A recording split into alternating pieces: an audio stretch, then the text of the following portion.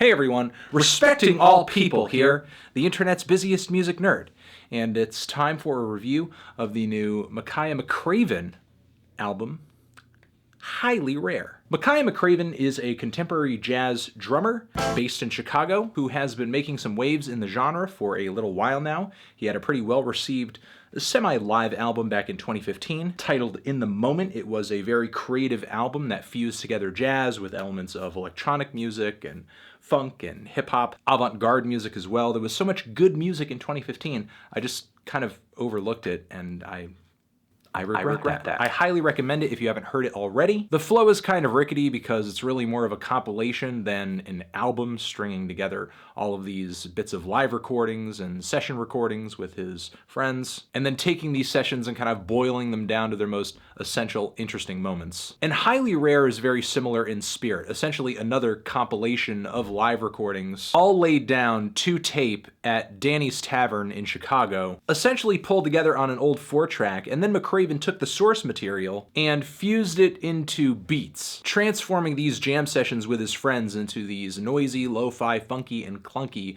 jazz hip-hop crossovers. The sound obviously is not perfect, but the whole project has this really interestingly grimy aesthetic to it that balances out really nicely with some really flashy and beautiful improvisations throughout the project, like the drum solo at the latter half of the song The Locator, which took an incredible amount of muscle finesse. The wailing sax solos all over the track Above and Beyond, which fit very nicely on top of the head-knocking beat. And then we have the noisy free jazz freakout in the second half of Venus Rising, which reaches its climax point after a very beautiful and mellow build-up. Even when the music veers off of the jazz path, sort of, it's still really gratifying, like on the track Left Fields, which is an 11-minute cut. It feels like this odd international jam with sound, source material, and performance styles that sound like they're coming from around the globe and sort of convening into this one track. It's groovy, it's driving, its geographic origin is sort of hard to place. There are moments that feel vaguely Middle Eastern,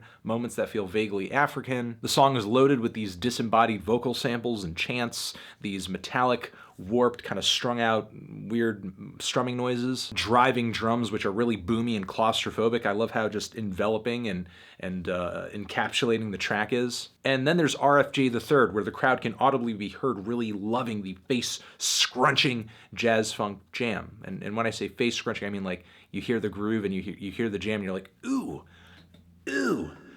Ooh. Then, of course, this jam is chopped up and played out in a series of hip-hop inspired loops that sort of enhance the groove. The closing track is a bit of a dud on this thing, though I do admire McCraven trying to use some samples of the crowd noise to enhance the drum beat that he's working with on the track. And I just wish there was more to this project. I wish there was more material on it. I wish there wasn't quite so many moments that either felt a little underwhelming, or you have a couple tracks on here that are roughly just interludes on here too. Like, I just wanted more, because what I heard for the most part was so great. I feel like this thing is almost a really good EP, and yet it's somehow basically the length of an album. But still, I really liked it and thought it was a refreshing combination of sounds and ideas. I get that there are a lot of artists out there who have similarly brought together elements of electronic music and jazz and rap music. Amon Tobin or Flying Lotus or Jaga Jazzist. The list is pretty long. But McCraven certainly has his own approach on this thing, with him being a jazz drummer, with him having some pretty close collaborators on this thing.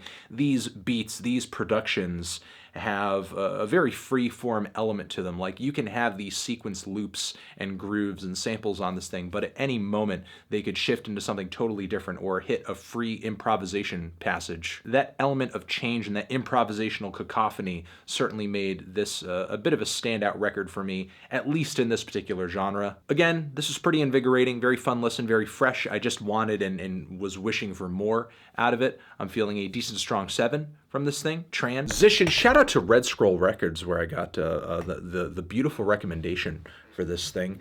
Over here next to my head is another review that you can check out, or you can hit the link to subscribe to the channel. I'll catch you guys in the next one. Anthony Fantano, Highly Rare, microphone's on, forever.